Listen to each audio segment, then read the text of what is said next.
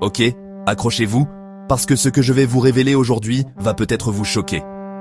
Saviez-vous que certains pays arrivent à offrir des soins de santé top niveau à tous leurs citoyens tout en dépensant moins que les autres? Oui, vous m'avez bien entendu. Moins d'argent, mais de meilleurs résultats. Comment c'est possible? C'est ce qu'on va explorer ensemble dans cette vidéo. Alors là, préparez-vous à un paradoxe de dingue. La Suisse a un système 100% privé, mais ultra régulé. Tout le monde doit s'assurer, même les milliardaires. Résultat, des délais d'attente parmi les plus courts d'Europe. Leur secret? Une concurrence féroce, mais sous contrôle. Imaginez, vous choisissez votre assurance comme votre forfait mobile, avec des garanties de base identiques pour tous. Malin, non? Là, on passe à un niveau au-dessus.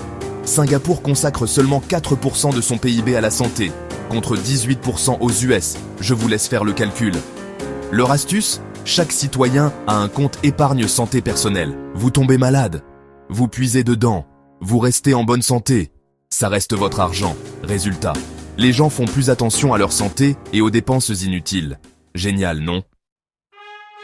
Alors là, c'est le coup de cœur perso. Malgré les crises économiques, l'Espagne maintient un système public hyper efficace. Leur secret? Les médecins généralistes sont les chefs d'orchestre. Besoin d'un spécialiste? Passez par votre médecin traitant. Résultat, 99% de la population couverte et un des meilleurs taux de survie au cancer en Europe. Pour moitié moins cher qu'en France. Dingue, non? Là, on change complètement de paradigme. Le Japon a la population la plus âgée du monde, mais dépense 30% de moins que nous en santé. Comment? Des consultations ultra rapides, 5 minutes chrono, des prix fixés nationalement et surtout, une culture de la prévention incroyable. Saviez-vous que les cantines scolaires japonaises sont surveillées par des nutritionnistes?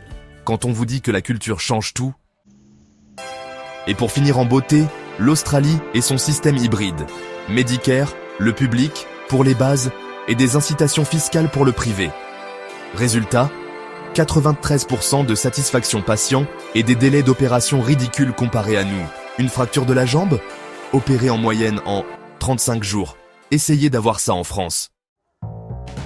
Alors, après avoir étudié tous ces modèles, voici ce qu'on peut en retenir. 1.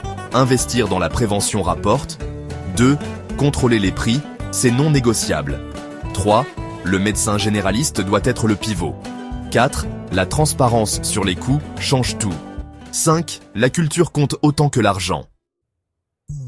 La question qui tue. Pourquoi on ne copie pas ces idées qui marchent? Est-ce que c'est une question de lobby, de mentalité? Dites-moi en commentaire ce que vous en pensez. Et surtout, quel élément de ces systèmes voudriez-vous voir dans votre pays? Si cette vidéo vous a ouvert les yeux, likez, partagez et surtout, abonnez-vous pour ne pas rater nos prochaines enquêtes qui bousculent les idées reçues. Parce qu'un système de santé, ça devrait soigner, pas rendre malade. À la prochaine les amis!